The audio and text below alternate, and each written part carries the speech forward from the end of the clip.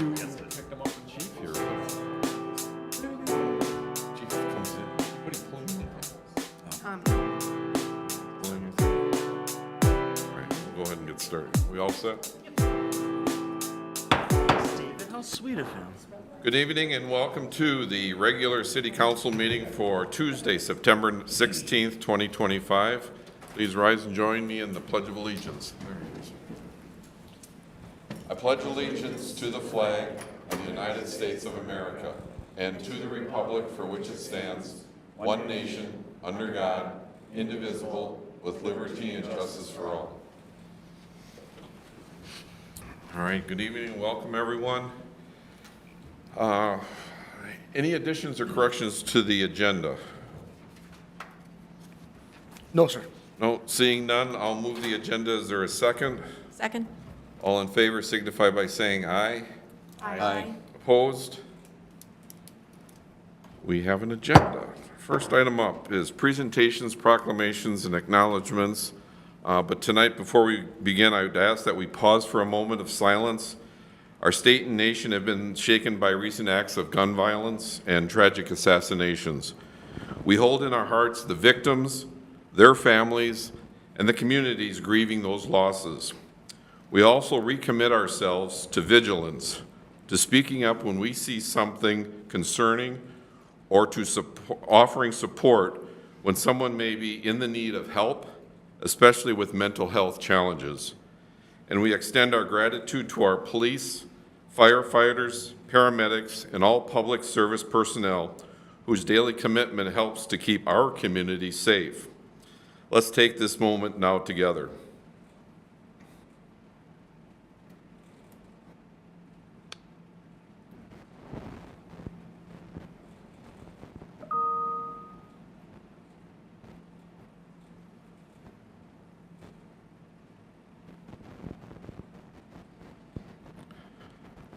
Thank you.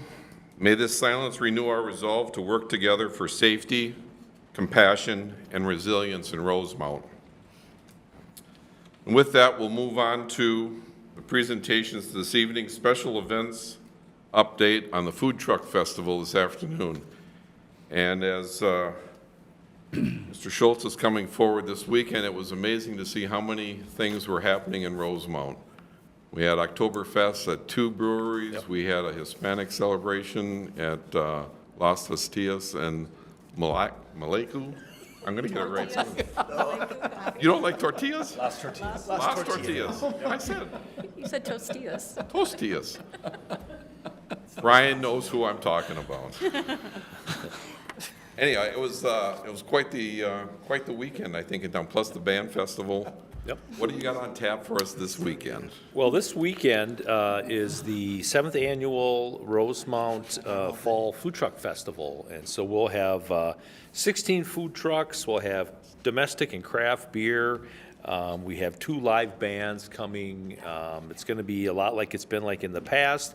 I heard that one of the local vendors who does pull tabs might be on hand this year selling pull tabs. And so just a lot going on. Hoping for good weather once again. The event is from 4 to 9 p.m. in Central Park. That's Saturday, September 20th. We have, every year we try to roll over some of the food trucks to kind of provide new and different experiences from year to year. And so got some good variety again this year, so we hope people turn out and enjoy. Mayor, you had asked about what's going on this week, and then you said end, but just as a quick plug for the cornhole tournament that's being put on by my credit union, which is building a new building here in town. They've got a fundraising tournament that they invite a lot of other folks from credit unions in, and they host a big, I think it's like 150 team tournament, and it starts at noon on this Thursday. They're going to have some food truck fests or food trucks down there, and they just, it's not as much for the public to come participate in or come down and play, but I know people are probably going to, mingle through and be able to use, the food truck services and whatnot. But Again, just another new big special event that I'm sure will grow into being more of a community event in the future. But we just wanted to mention that because they're a new business, and they've, the last several years, they have run their event out at the Medina Ballroom. This year they switched it, decided to come to Rosemount, and I think they're pretty happy with the opportunity that we're giving them in Central Park. So, And if I recall right, the donations or the funds that they raise will be donated to local veterans? they all go to local veterans groups represented in Minnesota. There's a variety of them that they work with, and so it's all for a good cause, and I think it'll be another good event for Rosemount. Great. Very good. Any questions? All righty, thank you very much. Thank you. That completes item 3A. We'll move on to response to public comment, which I believe we do not have any this evening. And that'll move us to item 5, public comment. Anyone wishing to come before council may do so at this time. Please state your name and address and your question or comment for council. The podium is open.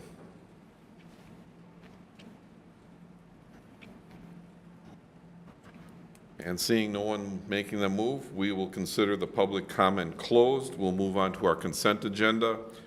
This evening, we have items A through K, which include bill listings, the minutes of our regular and work session on September 2nd, the Halloween service agreement for 2025, that's our Haunted Woods Trail event on October 25th this year, liquor license amendment for Omni Orchard, donation acceptance from Scott Chiropractic, that was $250 for the Run for Gold during Leprechaun Days.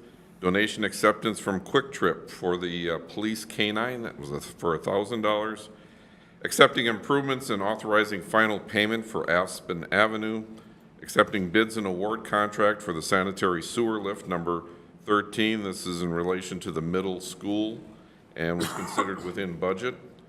The approving of the trunk area assessment agreement for 13401 Bacardi, and then approve the development agreement for Aspen Fields. This is in post-action of our 8-4 council action regarding plat approval.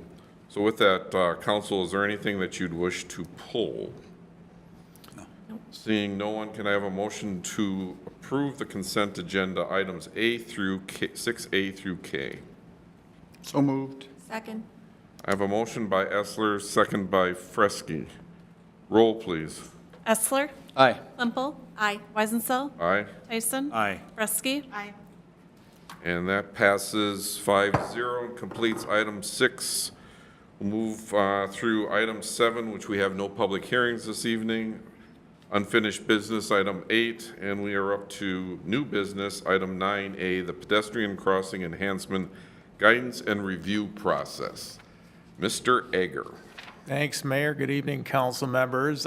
Before I turn it over to Chris Brown with SRF, I just wanted to kind of briefly introduce the topic. About a year ago, we began working on the process of developing a formalized system for how we review and consider pedestrian crossing enhancements to our intersections in town.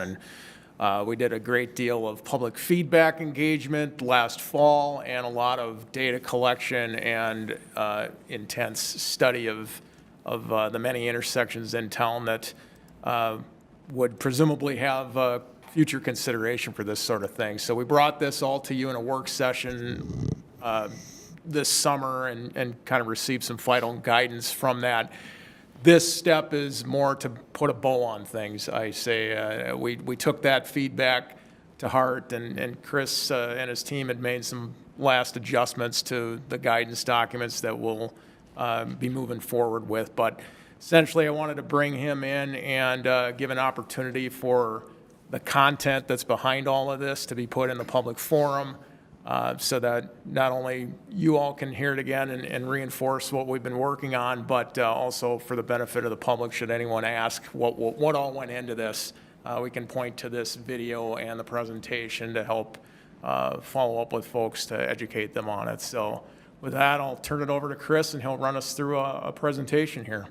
Sounds good. Yeah, thanks, Nick. Well, good evening, everybody. Mr. Mayor, council members, appreciate the time here to present the exciting culmination of a year of working on this with Nick. So we're excited to complete this effort and, yeah, provide just a brief update on kind of final elements here. So again, Chris Brown, project manager at SRF Consulting Group.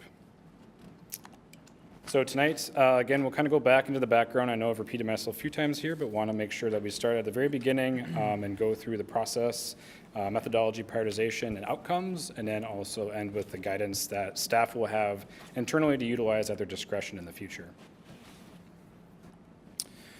So first and foremost, we began the study to create a proactive opportunity to identify high-priority locations for pedestrian crossing improvements in the city. So historically, this was a reactive approach based upon a crash or an abundance of community input that perhaps wasn't identifying the highest need location and not applying city resources most effectively to those areas that are perhaps highest need. And so from this effort, I'll go into in a second here, we collected a lot of data, a lot of city collected data that we were able to utilize, as well as state level data, to create a proactive approach that takes the emotion out of all this and is purely data driven. And so helps to identify, high priority areas, and then the guidance working in tandem with that identifies potential solutions. And the goal of this is really just to create synergy across existing city processes, capital improvement processes, and other planning efforts to make sure that city resources are used most effectively and efficiently to make these important improvements. And so just most basically, what's a pedestrian crossing study? So as it notes, it's just an effort to enhance the safety, comfort, accessibility, and convenience for people of all ages and abilities to walk, roll, and bike in the city of Rosemount and cross the roadways correspondingly safely and conveniently.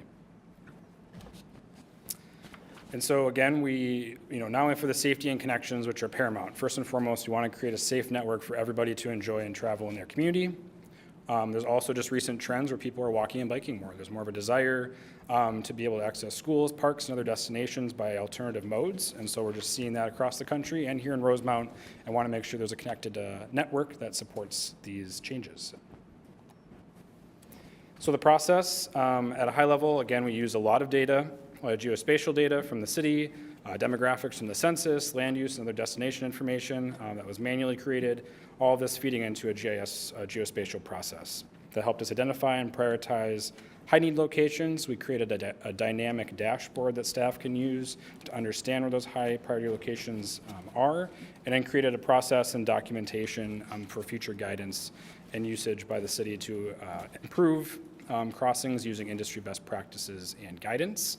And you'll see along the right side there, throughout all this, we had a robust community engagement process. Much of that was completed last fall, but we continue to have folks commenting in on the website, in the last few months as well. And so we'll touch on that a little bit, but we did get a lot of good feedback from across the community, which was great, and support.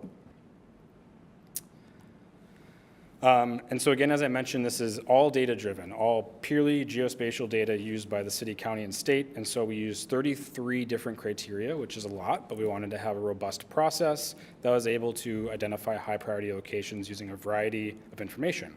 So that included transportation data, where are sidewalks and trails located now or in the future, where are reported crashes occurring, where are higher volumes of people walking and biking located, destinations, existing and future schools. So we did include schools that are planned or under construction, parks, downtown or land uses that have a higher propensity for walking and biking, and also considered a variety of demographic factors too of certain populations that may need to walk and bike or have a higher propensity to walk or bike in their daily life.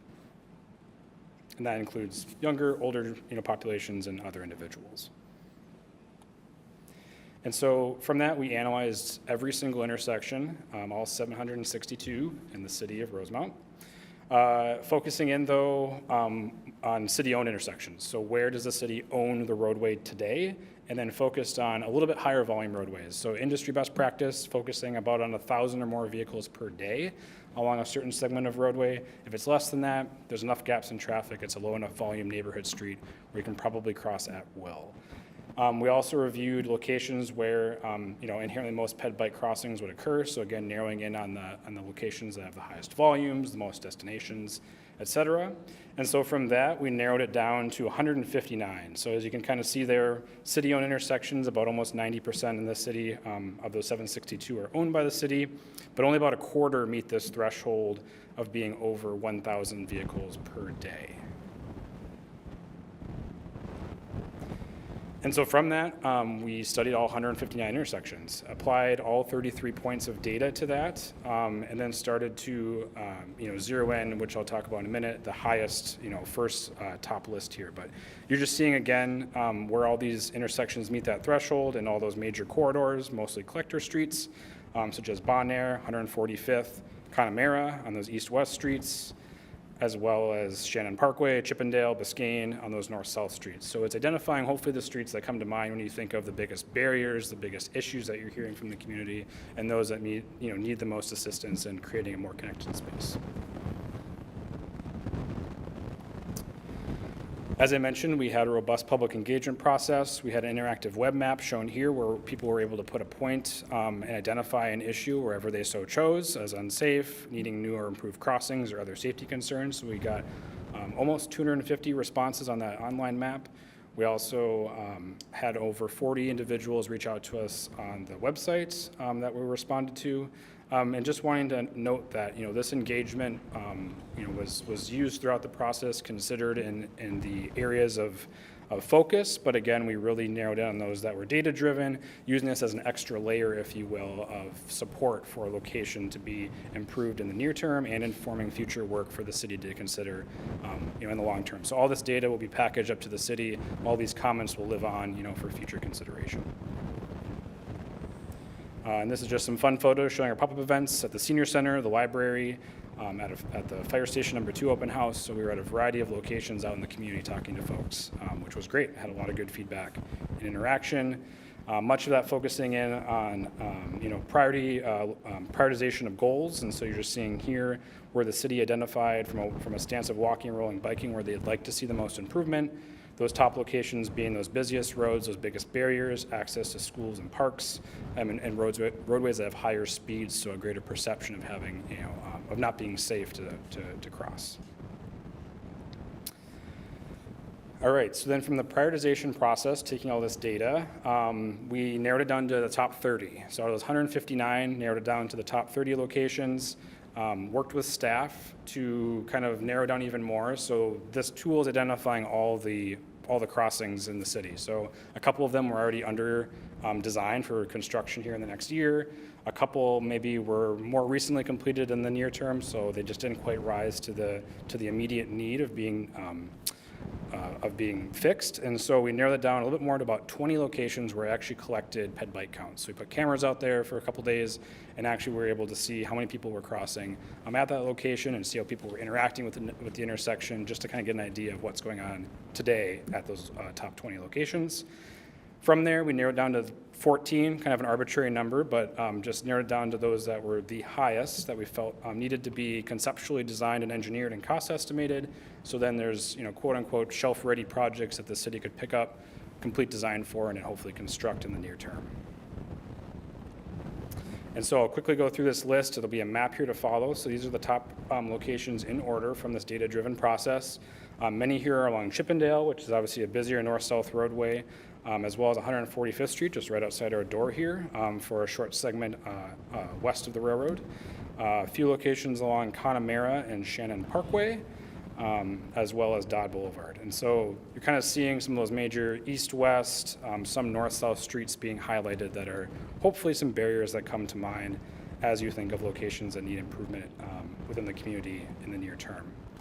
And here's just a brief map showing all 159 locations and then those narrowed in top 14 that we focused on in coordination with city staff. And there's an image here at the end that'll show those concept designs that we developed for future consideration. As a part of this effort as well, we created crossing guidance using industry standards and best practices to analyze locations that are developed from this tool, but also be used for locations that come up along the way. So, By no means is this tool the end-all be-all. We understand that there's still construction projects, community concerns, other things that might just come up in the future that need to be addressed. And so this guidance is a flexible document that staff can leverage and use just to make sure that they are using the latest and greatest to design the safest and most comfortable crossings in the community. So again, we created standard procedures. So we wanted to create transparency and understanding not only for staff, but for you all, for the community to say, okay, if this location is identified, what can I expect to see out there based upon, again, analysis and standards and best practices. So focusing synergies on those locations that can be addressed and that need the most help to be improved. And it also provides a defensible solution for improvement. So staff can point back to this guidance document and know that it's leveraging MnDOT, FHWA, and other respected agencies that are providing the latest and greatest, if you will, for pedestrian crossing improvements.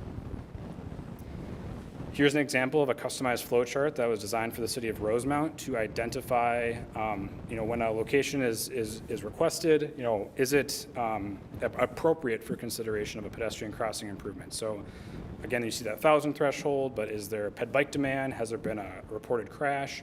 Is it near a destination, such as a school or park? So there's a variety of factors here that can highlight a crossing as being appropriate. There's not just one opportunity. There's several that can have a crossing rise to that opportunity. Variety of other factors that go into this related to obstructions and distance from nearest marked crosswalks, but at the end of it, you see green and red, yes or no. And so hopefully this is an easy enough double check for staff to use quickly and efficiently to understand if that crossing is appropriate for improvement, be it identified through the tool or through some other process that the city is using, such as capital improvement planning, again, or public comments, et cetera. And here's just an example project, just to show you what we developed for the city from those 14 locations. So this is a conceptual design of curb extensions along Connemara, near that kind of park, school, regional trail I'm sure you all are familiar with. It's connecting the communities north and south. So this is just, again, an example showing you the design or the conceptual designs that we've produced and hopefully can assist staff in programming and completing design and constructing these improvements. And with that, I'll open up to any questions. Alrighty, thank you. Open it up to council members. We'll start with. Thank you for this Member Kresge. presentation. I enjoyed our work session plus this presentation. I love how it's all data-driven. The only thing I want to point out is I think we need to be real. We can't rely on data only. There's got to be a big discretionary component here, and I think we talked about that at length at our work session. I think some of the items that show up in the top 20, even sitting next to my council members, they would say, not really a problem just because it hits the marks. So that I just want to note that. I am a little concerned that we're not looking at the east side a little bit more closely, the east side as well as the new amber fields, because it continues to boom, and just to make sure that we're on top of it. And then my last item is, I think as we're looking at remediating existing, maybe coming up with a few different options of what the solutions could be to making sure we can afford it, right? So there might be different levels of solutions based on the specific crossway, but moving forward with new development, I think we should implement a policy where this, the solution you just showed is kind of required as part of the plan. So just kind of to wrap it in a bow, love the data, love the analysis. It's right on. I just think we need to keep that discretionary component as part of our decision-making process. Coming this way. I'll just echo Councilmember Kresge's words, same as, how we felt during the work session, that there does need to be some discretionary component. And I think we were surprised at some of those on that top 20 list, because I personally walk through a few of those on the regular, and I wouldn't spend an extra piece of taxpayer money on a few of them. So just thank you for the analysis, though. It's really good data, good to have, and good to drive that. And some questions, too, as we, start putting some of this in action on future crossings. Just want to keep in mind, we have a very active bicycle population, a lot of residents here in town who serious bicyclists, and that design we just saw would be kind of a choke point for our serious bicycle population because they use those bicycle lanes. So I hope we find a way to make those kind of coexist with our our pedestrians as well, because I do know there's a lot of avid bicyclists. I personally am not one, but I know there's, yeah, and I look at, but I know it's out there, but thank you again. Councilmember? I'm good. A couple things. Yeah, could you slip back one there? I think this, here, I did have a question like this potential solution. Would you expect to see that on all four corners? Depends. Yes and no. So I guess this was showing maybe the lowest cost, highest benefit opportunity. So focusing in on, so we collected data here and we knew where everyone was crossing in those four legs, and we narrowed it in where the most people were crossing, excuse me, from that camera analysis that we had. But if, there was a reconstruction project going through here, yes, a best practice would probably be to improve all quadrants just to make it uniform. But I think there's some wiggle room here depending upon, the scope and cost of the project. And I think I would echo the comment about, utilizing this in new developments, so we don't have to go back and redo those. I know it's kind of a little bit of guesswork in there as to where those places are, but I think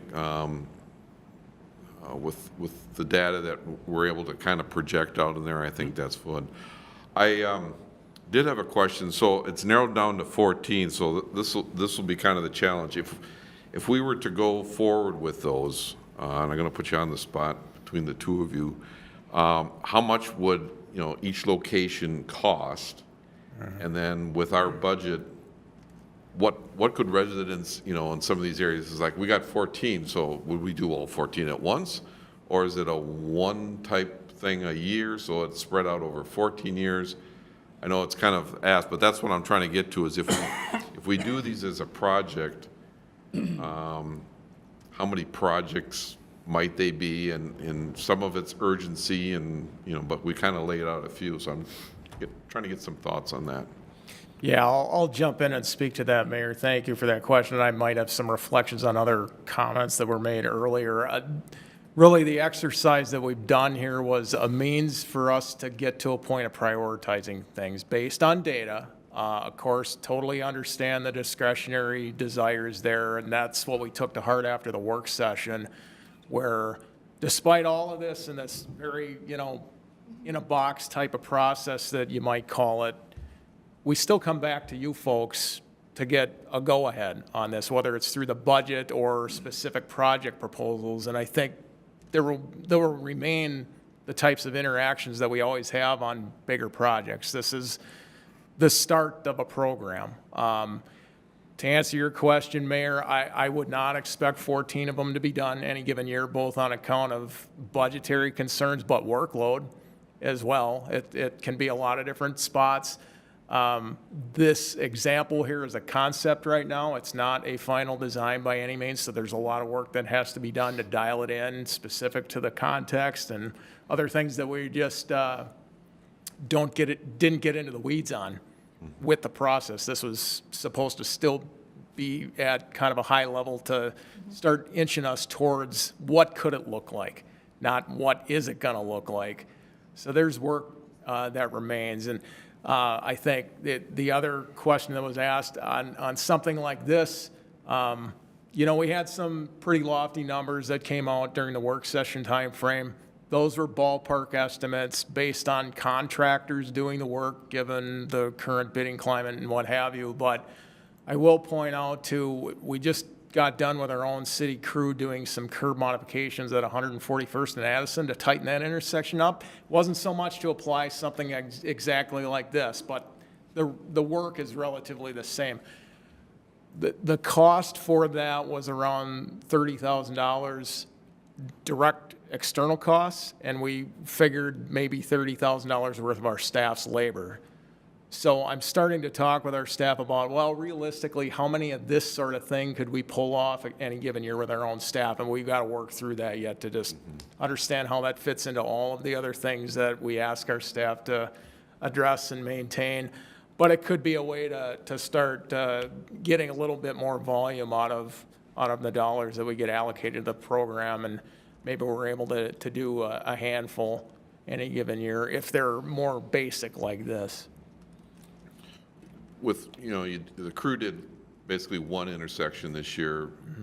Maybe it's 1 to 3 at the most. just roughly, and you're looking at maybe Again, $100,000. I would I'm trying to say push you a little bit. Complexity is going to weigh in on this. If it depends on the extents, really.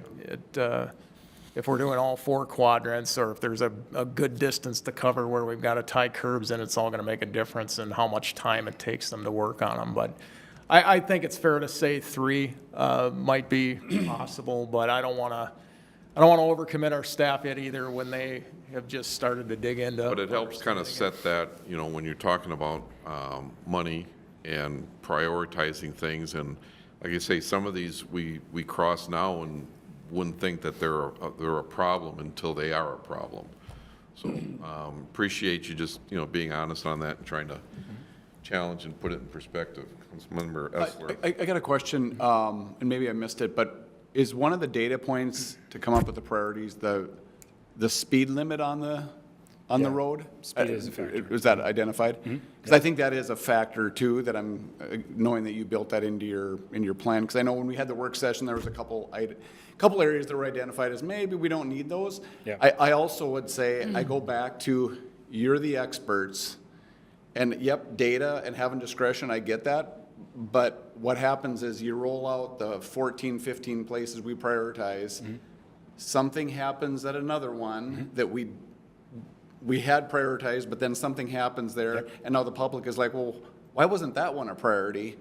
Well, the experts said that was one of them, and we made the decision to do something different. I would feel more comfortable relying on you guys who are doing the data. And yep, discretion, yes.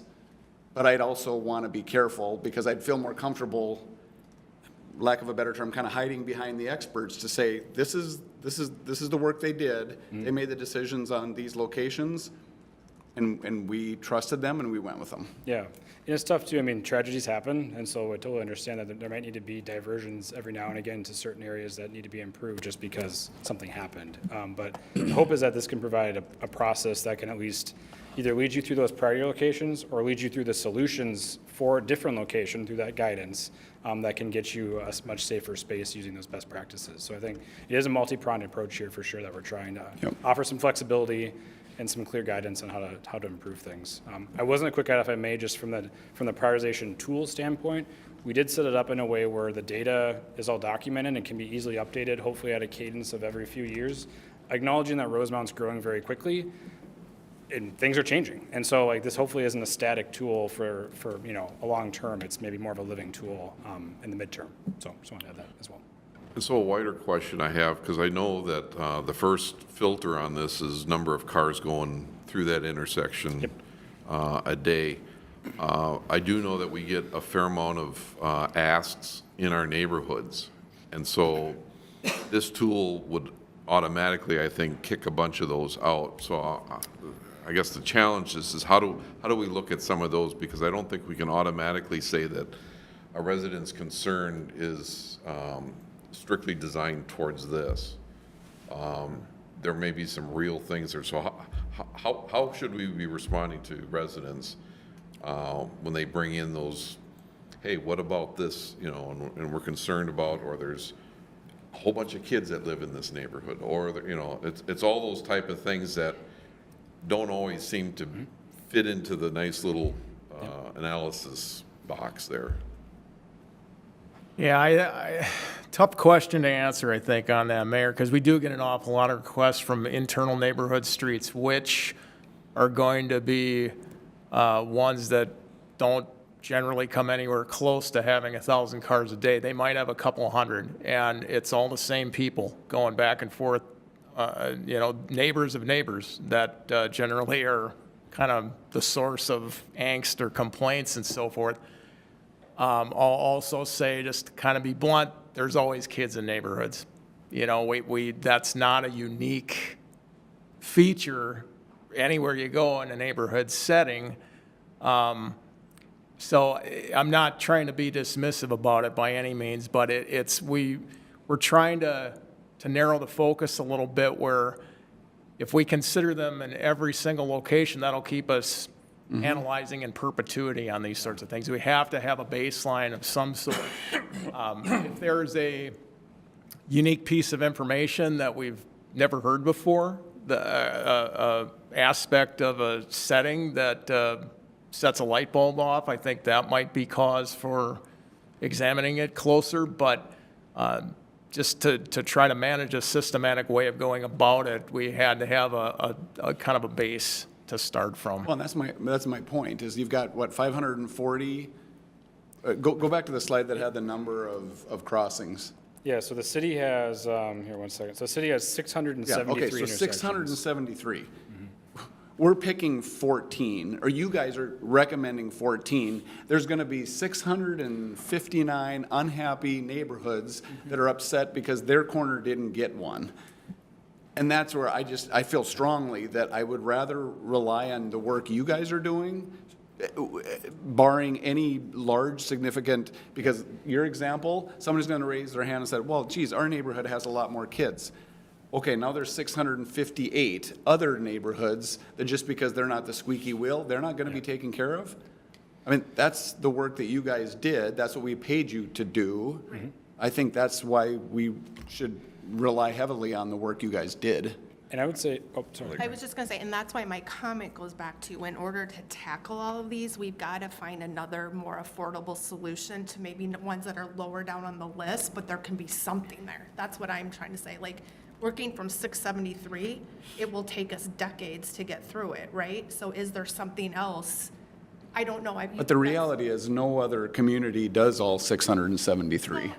Exactly. Well, and So- the other thing that goes with that is, if you did every intersection, now if you start putting up stop signs and things, you're gonna be stopping every 100 feet.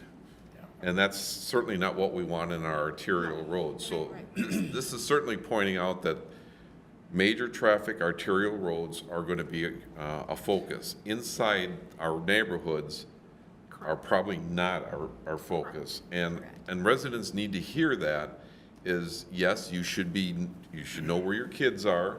You should be responsible, as well as your neighbors, and you talk about, that neighbor, you should know who your neighbor is and who, what kids are, and not driving through these areas, with no thought of what's going on. And I know that's sometimes hard to hear, and I agree with Mr. Egger on that, is we can't be everywhere with all things. And so, again, this is for major arterial type things. And I would just echo, go ahead. Thanks. A point I didn't bring up earlier was when, and this kind of plays to what was said, if we get to a point of saturation with devices and enhancements, then they mean less and less with each, every time we grow that, they don't stand out anymore. I think there's a lot of cases where that already starts to take place. People in their travels, you tune a lot of the background noise that you see out your windshield out. You're just in the mode of driving, and things are no longer as special the more that they appear. And that's in the background, all of this. So we want to focus the attention and the enhancements on the places that have the highest need and the highest probability of where you're going to have a conflict between travelers. So, Chris, I was just going to say, this conversation, I've done this in other communities, and the 1,000 threshold is a common conversation point, so I just want to acknowledge that. But also say that, it's used nationwide, and frankly, I think it's used because there has to be a starting point to have a bar. Because the bar then is taking out 75% of your intersections that, again, probably have the lowest probability of having conflict and having you focus in on the highest need locations. So just acknowledging that it is a standard that many communities use across the country. And then the last thing I'll say is we did, again, hear from the community that busy roads, intersections, and high-speed roads are where they want to see improvements. And that's those locations. So just a question, obviously Rosemount is growing as a community, and we've got a lot of newer building areas of town and some changing traffic patterns. How do we make sure that we don't let the data get stale and make sure that we kind of keep up with the changes? Because anecdotally, we all hear a lot about Bon Air, and we all have a lot of concern about Bon Air, and that's not in this top 14. And so when I'm hearing from residents about that that road and not being in our top 14, but we also know there's more and more homes being built there, and the traffic patterns are probably changing daily. So how do we stay on top of this as the numbers and traffic evolve? A couple of ways. I think, as Chris alluded to, the model and the tool that's behind all of this is something that can be refreshed relatively easily, and we can choose the cadence that we want to do on that to pull fresh data and then highlight, see how things change. So that's just we'll have to get a decision point of how frequent is frequent enough on that. Is it every year? Is it every 2 years? I don't know that I would go beyond 2 to 3. Every year might be just too fast as well, where we're not seeing enough differences. We might have to find a sweet spot as we start walking into this. With respect to Bon Air, I think I would point out that we have done things there recently. We have a trail that's planned that Dan's department's going to construct next spring. That's a big source of concern out there. School district just built a new enhanced crossing right next to Emerald Trail Elementary. We're looking at if we tweak the existing enhanced crossing at Bacardi. So I don't want anyone to think that we're not keeping an eye on that. It's just we can only do so many things at once. Thank you. Yep. And then there's the whole other question of working with our partners on the intersections that are not city-owned as well, which is on our radar as well. On our radar and very active, I might say. There's active study on Highway 3 that just started up, and County Road 42 been very active, so very engaged with Dakota County and MnDOT on those. I would just a quick offer on the data point too. A lot of the big data we're using, which I think I mentioned in previous council work sessions, using privatized cell phone data from a provider that we get, so we're able to get pedestrian and bicycle counts. They have to update their system every 6 months, but I would say the trend is greater than a year or two where you're actually seeing changes in data. So just one example of a data repository and kind of the cadence that occurs for actually seeing changes and updates from that resource. So There's probably one ask with the season now getting a little darker and stuff, utilizing our city newsletter as an opportunity to communicate some things out there. Just, being careful around when you are in the neighborhoods, public safety message, I guess, coming out of Public Works and being communicated in the newsletter would probably be good on our next one. I'm pretty sure October is Pedestrian Safety Month. Oh. So there's probably an opportunity to have a series. And we have social media channels too to push some of that stuff out there. Just raising some awareness. Yep. I think we would all agree that that's a positive thing too. So, any other questions, comments? All right, this was for information, and we'll consider that an accepted report. And thank you very Great. much. Thank you so Thank much. you. I appreciate it. Thanks. Thank you. What happened to this thing? Died on me? 9B. Why does it do that? So that completes 9A. We'll move on to 9B, establishing our preliminary 2026 budget levy and CIP. Mr. Martin. Thank you. Thanks, Mayor, members of the council. Exciting night to be here, bringing an initial culmination to months and months of work with you all and our department head team, staff leadership team, to get us to setting our preliminary budget and levy, which is a work that we do every September that you guys are now all very familiar with, where we set the ceiling of our levy and our budget, from which then we can reduce between now and then final authorization at your truth in taxation hearing in December. I should start with what I hopefully often start with and can reiterate even more, but this is the work of a ton of people internally, staff leadership team submitting their reports to Administrative Services Director Malika and I, and her, Tia, spending hours and hours and hours getting us to where we are tonight. So just a public thank you to Tia, and really she should be the one here doing the mouthpiece side of it, but I'm happy to play that role here for tonight, and maybe we'll change that around in the future. But really a fun thing to talk about, right? As we always talk about, our budget is a reflection of our strategic plan and the vision of the city and what we are responding to, how we are reacting and growing as we move forward, and I hope what you'll see inside this budget. You guys know this budget very well. You've seen this for a long time. But as residents hear us talk about it, can see, you know, the focus on the city's growth in our strategic plan as we move forward. So headlines from this budget, we talk about this kind of every year. We have another year of record growth in the value of our new construction. Last year, $177 million of new construction was a record by a majority or a large amount. This year, $253 million in the value of new construction. I would predict that's why Mr. Keenberger is not here tonight. It's kind of a mic drop moment for him. I'm kidding. He's at a training event, but what a heck of a year as we grow as a city, $253 million. And what we'll do and talk about is kind of how that assists our community to grow the way we grow inside this budget and have the tax impact that we have. The city's tax capacity valuation increased by 11.69%, which is a good steady increase that we have year over year and something that we're proud of. And I think a headline, you know, if you were to write the news story, is this is an investment in public safety, and you'll see that as we talk about deepening investments in the fire department, continuing investments in police department, and then a lot of software is frankly the other piece that's inside this budget, and we'll talk about that kind of as we go. Additionally, so what is that? This is always our question, and we like to kind of start with it. What did that new construction save people? So that $253 million, what did that do for us? That saved a median valued homeowner $83 on their taxes. And so right now, what you're going to see tonight is a $135 proposed tax increase on a median valued home. That would have been $218 with the same budget without that value growth. And so as you're out there communicating with your constituents and in the public, it is not that a growing city like ours will ever have a zero budget and can add firefighters and can add police officers without a levy growth and without a budget growth.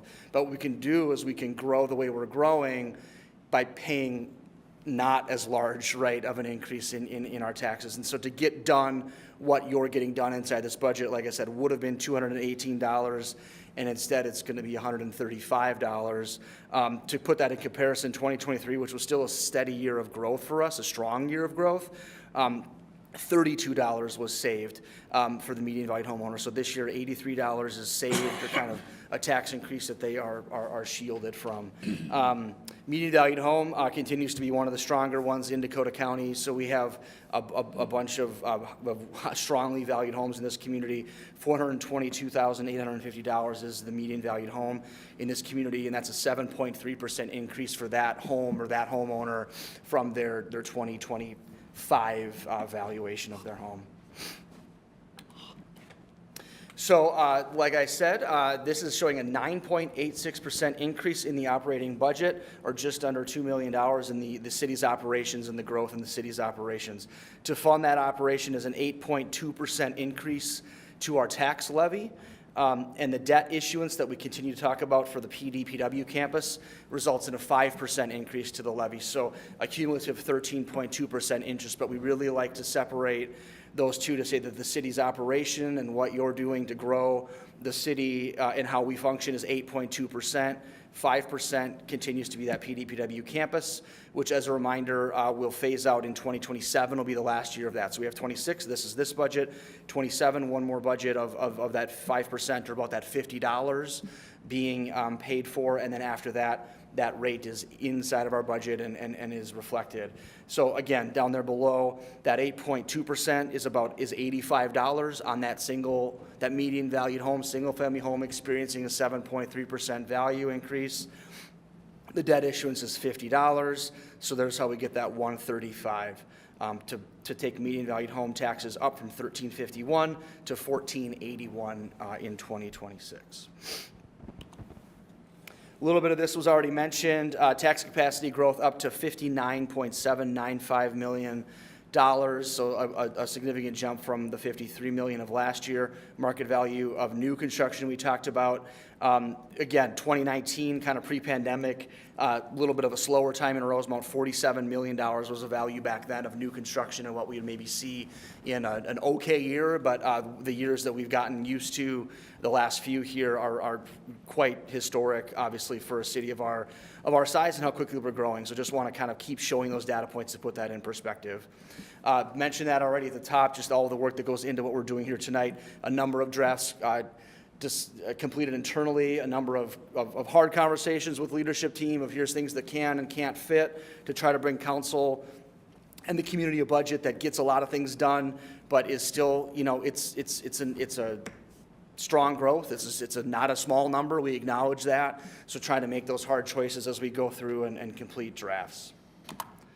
So we'll just kind of jump right into it. We always do a little bit of a look back here. This takes us back to 2020, so 7 years of data showing our average annual levy growth across those 7 years has been 7.64%. Average annual budget growth is 7.17% across those years. One thing we've talked about is kind of city levy budget growth aligning with value growth and tax capacity growth. And so you see that here a little bit. We've been averaging across those 7 years a 9.57% tax capacity growth.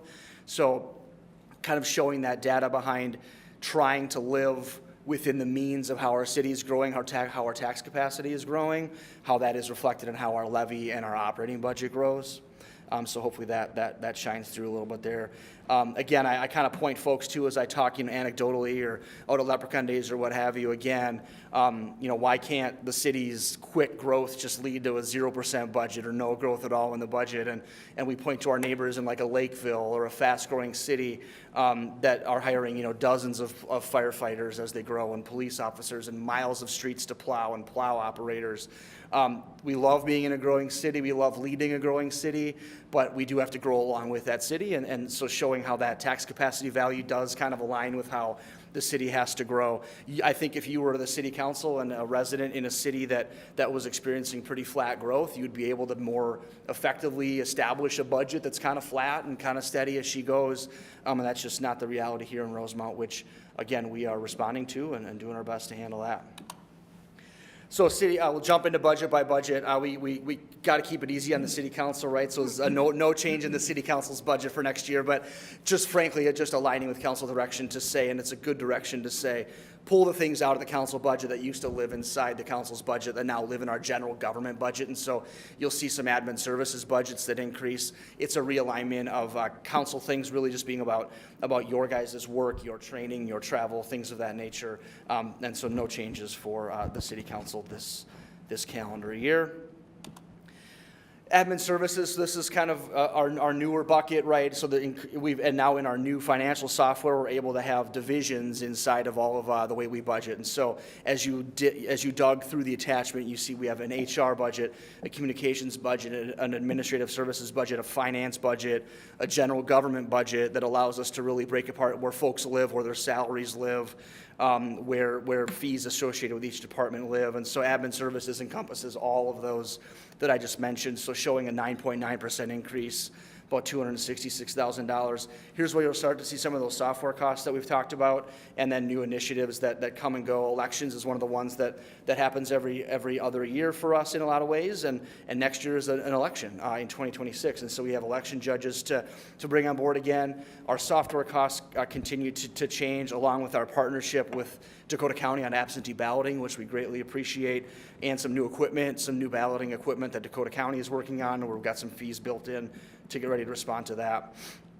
Big ticket item in admin services is our long-awaited and pursued transition in our kind of financial software and our back-end financial management software, and really excited to have that implemented here and rolling, and that's just been years of work for Tia and her team, and we're finish line or maybe past the finish line hopefully on that. And so you'll see we've got some of that software cost in here, and gets back to council direction this summer during some of our work sessions on really challenging us to not look to add bodies. Let's look to add software that can help our bodies work, smarter, faster, better.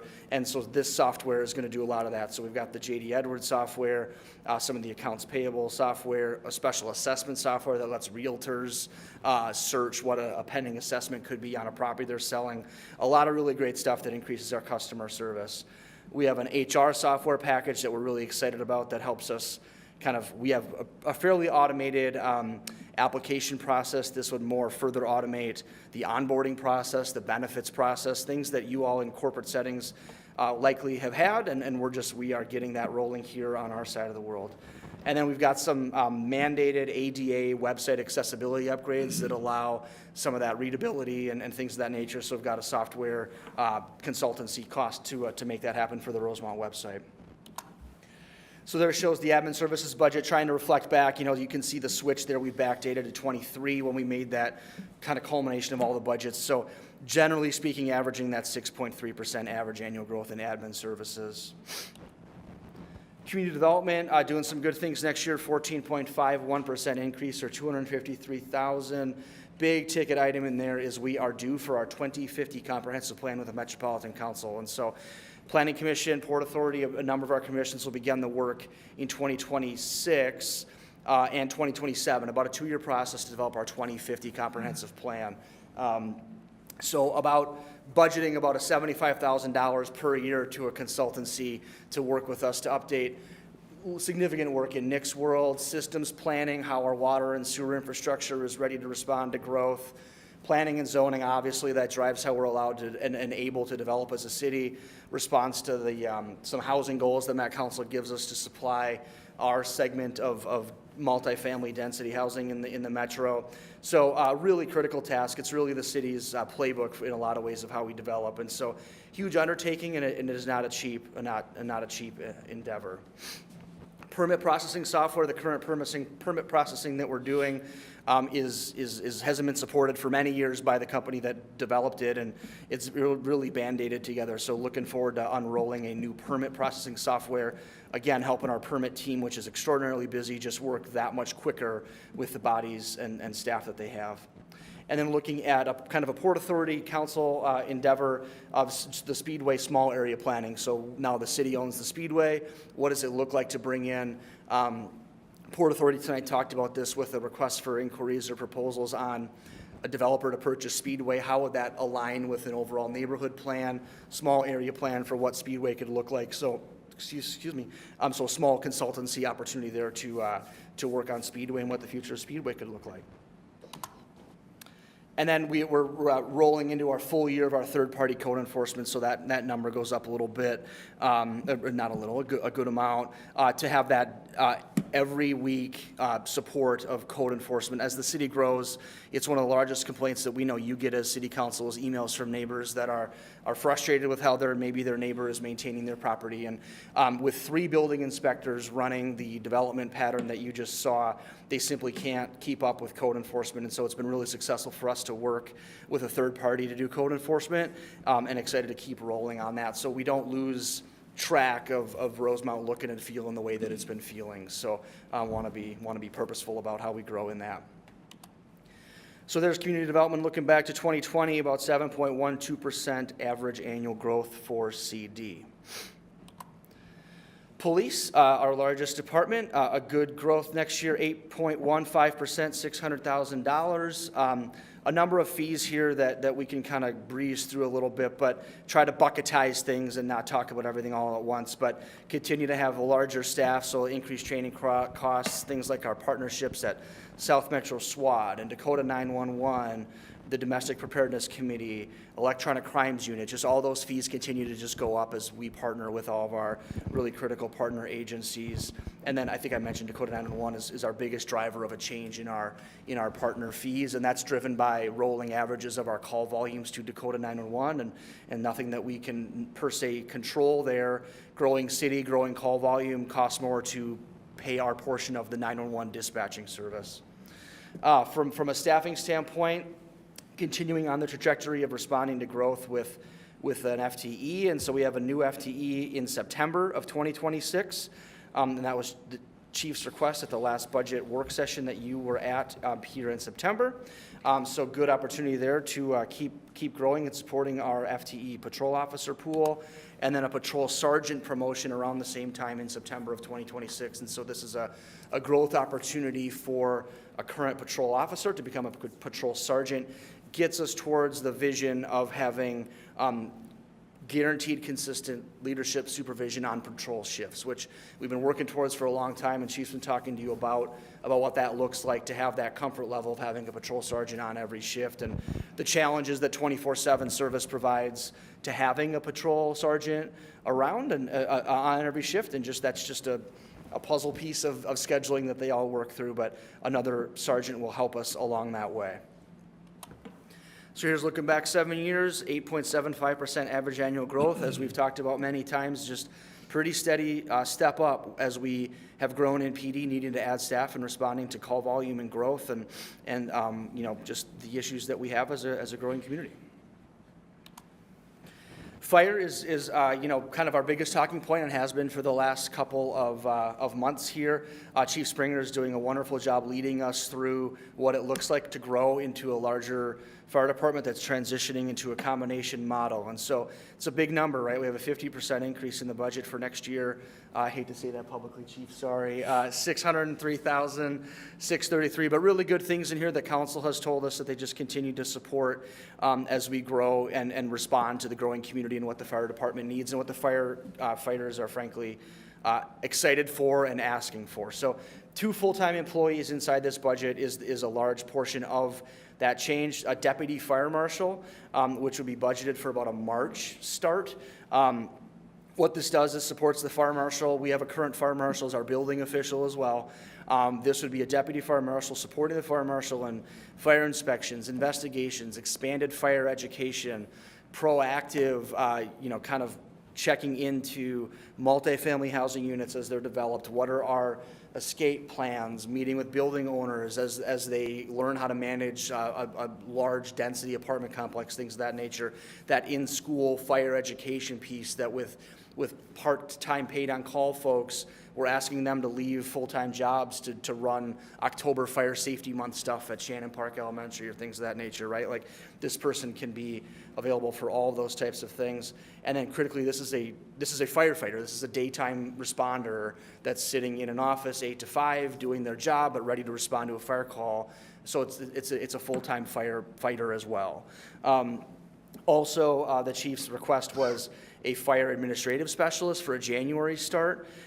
This is a lot of what it sounds like. This is helping the chief with the really administrative tasks that a fire chief has to do that full-time fire departments have staff doing, right? Reporting on fire training, tracking, scheduling staff as we look to duty crews and scheduling training sessions, purchasing supplies, tracking life cycles of hoses and fleet and facilities and things of that nature. And then this is also a firefighter, and this is a full-time responder that can go out on a fire call with the deputy fire marshal, with the chief, and then potentially be there a couple minutes before our volunteers are able to arrive as well. So it gets us 2 full-time firefighters with also a number of skill sets that we don't currently have full support of. Duty crew staffing at fire stations, this is getting some money inside the budget next year to prepare for the recommendation that we believe to be coming and are pretty confident is coming in our current fire staffing study that talks about having some limited staffing available to respond to calls stationed at the station, right? Waiting at the station, the kind of the classic thing that you see from a full-time fire department.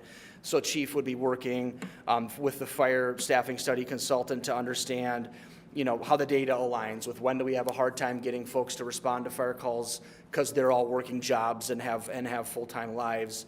When do fires mostly happen? When do we, like I said, when does that kind of perfect cross-section occur? And then we can try to have some folks that are waiting at the station, getting paid an hourly wage to be there, ready to respond to a fire call.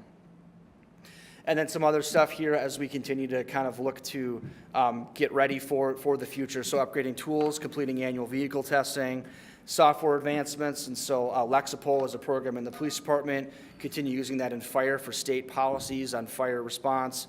Guardian tracking also coming from the PD world as well, which is a performance management tool that helps us just track performance and training. And then a scheduling software that exists to help chief and the administrative specialist schedule a fire department and understand how to run that crew. So some jumps there since 2020, and that's always what we were predicting and always expecting. So challenging on that average, but you've seen that, you can see the jumps there. And one thing we talked about too, and maybe it's good for the public to be aware of, is one thing the chief has educated us about is you all showing investment in the fire department in this way puts us in a good position for future federal grant opportunities that we would go for to fund firefighters. And so by us showing our support of the fire department via this budget, it's going to put us in a good position to pursue federal grants, which every agency well, I don't know, frankly, it seems every agency needs to turn up a full-time fire department, that support from the federal government. Public Works includes government buildings, fleet, streets, and parks maintenance. Not as many things to flag in this budget this year, 3.98%. Or $198,000. We've got some janitorial services with some new facilities in the campus to service, and some contracted services as we work towards HVAC, all the maintenance stuff that we do for exercising kind of the equipment. Got some investments kind of bucketed as plow operations and software here. So not only licensing our CDL drivers, but also some plow operations software that allows us to get a good handle on how plow operations are working efficiently. And then Cartograph is our asset management tool, which has just been really, really critical for us to manage all of our assets as we track that across the entire organization. Increases to motor fuels and small tools as our fleet grows and as our mechanics continue to do their work, and so a bucket there. And then we did have a reduction in the contracted vehicle and equipment repair line item to give some additional reflecting to some internal capacity for vehicle repair that doesn't rely on contractors. So those 4 buckets there, tracking that every year across all of Nick's divisions, averaging 3.89% average annual growth. Parks and Rec, not much to report here, 3.23%. Just one flag item is a reduction in utility costs. I think Dan finds a way to have a reduction every year, which is just awesome. But a reduction in utility costs. We've got the chiller at the ice rink that's ready to be swapped out, which could create some reduction in our utility usage, and that's what we're predicting for Parks and Rec. So pretty flat there, and good to see across those years. That's the last big bucket to talk about. We'll be back to the council in the November work session to talk CIP. Utility Commission is beginning its work on the utility budgets to then bring that back to the council for utility budgets.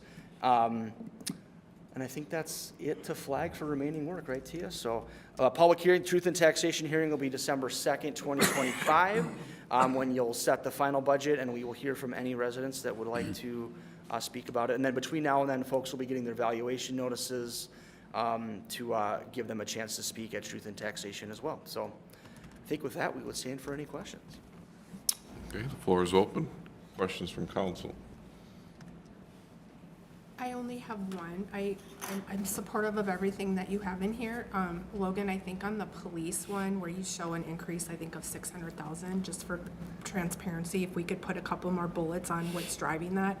I think when we were kind of going through and I was looking at the total increase, I could see in the sub bullets like, yep. I think in police, it didn't. I think just add a couple more bullets to get to that 600. It's the only thing that I saw. Okay. Just for being I completely think- transparent. Yeah, I think my comment was going to be, I think the bulk of the increases that you're not accounting for in all of your bullet points is salaries, right? That's true, yep. Because, I mean, what's compensation and benefits as a percentage of the total budget? Isn't it like 60 to 70%? 75 is the number I've heard a lot, 73, 75%. Yeah, so like it's roughly 70%. So 70% of the increase is going to be 3 to 4 to 5% increase just in salaries. And again, to Heidi's point, anybody who's looking at this from a financial standpoint, it's like, oh, well, yeah, 600,000, you've explained 50,000 of it. Yeah. It'd be good to put like salary and benefits increase maybe going forward, so then it's easy to bridge the delta. And you certainly don't have to get it to the total, but I think getting it close just helps. Yeah, in those large departments, when you have a 3% plus longevity and steps, that's how they end up growing. Yep. That's like Yep. way outside of any programs that we're doing. or- Again, when it's 70% of the budget overall, Yeah. I mean, that's a big missing bullet point. Yep. Otherwise, thank you. Questions here? No, I'm good. Nothing additional? Nope, Alrighty. great job. Yeah, nice work. Nice job. And thank you to Tia and your department for putting all this stuff together. All right, so before us, we have a recommended action. In the past, it's been several different motions. This is all kind of together. So anyone wish to move the recommended city council adoption of the motions, starting with preliminary general 2026 general funding, and just read through that? Anyone? I'll make a recommendation that the city council adopt a motion setting the preliminary 2026 general fund operating budget, the preliminary 2026 CIP budgets, the preliminary 2026 insurance budget, the preliminary 2026 Port Authority operating levy, and the preliminary 2026 levy and budget hearing date required by the city of Rosemount. Second. Motion by Essler, second by Klimpel. Are there any other questions or comments? Otherwise, roll, please. Klimpel. Aye. Weisensell. Aye. Tyson. Aye. Kresge. Aye. Essler. Aye. And the preliminary budget is set, and that completes item 9B, 5-0. That completes our new business for this evening. We go to announcements. We'll start any city staff updates. Just one to flag, Mayor. Dan mentioned on Saturday is an awesome day with the Food Truck Fest. We've got a really cool event on Sunday. Just wanted to put a plug in for any folks that might still want to grab. We have a few tickets remaining for the Sketches of Rosemount event, which is a really interesting and exciting community engagement program that we're going to do on Sunday, where we received a grant from the Minnesota Humanities Center to purchase food and put on an evening for up to probably about 125 Rosemount residents to, like I said, appetizers, heavy appetizers from a bunch of Rosemount residents from 5 to 6 p.m., or for Rosemount businesses from 5 to 6 p.m., and then 6 p.m. have a plated catered dinner from Las Tortillas, some corned beef and potatoes, and Maleku coffee will also be present with empanadas. Right, so a lot of words to practice, but and then sorry, this is fun. So do the dinner, and then at your table have conversations with folks that you may not know about, kind of future of Rosemount. How are things going for you? How do you feel with all the changes? Just these good probing questions. Improvisers are listening to the table conversations that you're having with your folks, and then pop up on stage and do about 30 minutes of improv inspired by the conversations that happened at the table. A fun, kind of liberal artsy way, right, of like sussing out how things are feeling in town, and just a really cool night. So come on out. There's a few tickets left. We're at about 85 registrations right now, so we've got 30, 40 tickets left if folks want to come. So we'd love to see you there. And while this is new for Rosemont, I understand there's other communities that have done this or are planning on doing Yeah, I think there's like 12 happening across the state of Minnesota this year, and then 10 or 12 happened last year, and MHC funded it again. It went really well. So just a good community civic conversation thing. So, yeah. All righty, thank you. And as we go forward, any comments from any of the council members? Any I'll throw a announcements? plug in. All right. We approved it in the consent agenda about the joint powers agreement with Haunted Trail, but we are accepting vendor applications. You can go to our website at rosemonthauntedtrail.org. There is a vendor application in, and we've currently got 10 spots filled, but we're looking for about 12 to 15 more. Excellent. Other comments? All right, then we'll move on. We've heard about the Food Truck Festival. Again, just a reminder, September 20th, this Saturday from 4 to 9 p.m. at Central Park. We have a Utility Commission meeting on September 22nd. I believe that's Monday from 5:30 to 7 here at City Hall. Following that is the Park and Natural Resource Commission meeting from 7 to 8 p.m. Again, Monday, September 22nd. We have a Planning Commission meeting on September 23rd from 6:30 to 7:30 here at the City Hall.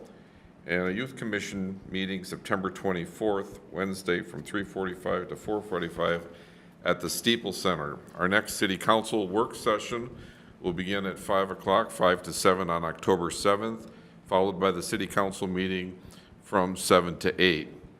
And just looking a little bit beyond that, the city will have its own Oktoberfest on October 11th from 12 to 7 p.m. at Central Park, and I'm sure we'll hear again from Mr. Schultz on that. So with that, is there any other business to come before council? Seeing none, I'll move to adjourn. Is there a second?